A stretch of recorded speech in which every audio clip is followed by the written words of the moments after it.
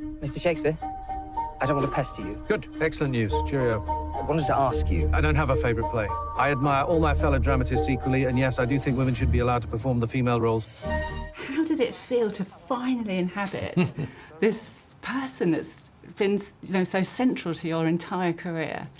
It felt like it was a kind of something connected so strongly to my very first trip out as a kid. I was a 16-year-old and I hitchhiked to Stratford and I saw the plays and I visited these places.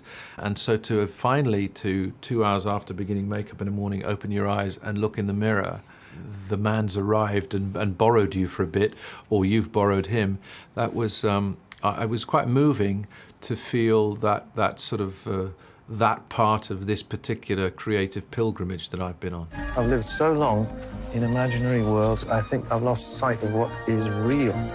The women in the film are as important as the women in Shakespeare's own plays. Can you tell me a bit about how you came to flesh them out? Ben, I think, particularly establishes Anne's forthrightness, 8 years older than Shakespeare and maybe 8 years wiser, and a Judith who has the kinds of problems that we understand can prevail amongst twins, and of the disenfranchised at that time, particularly if in the case of Anne Hathaway and Judith Shakespeare, you cannot read or write.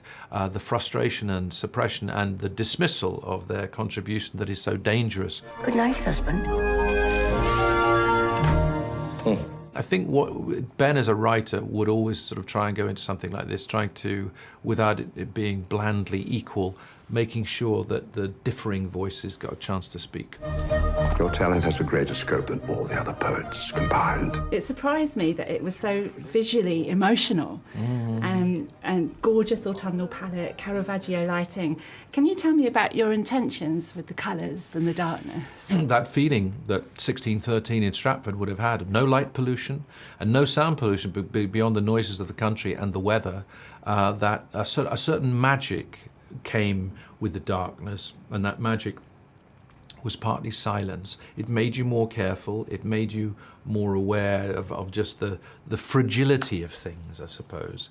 We wanted to sort of immerse the audience in that, so in as far as they could take them into the darkness of an evening at a home in 1613 after dark, and also take them out into a landscape that Shakespeare was coming back and trying to sort of re-engage with.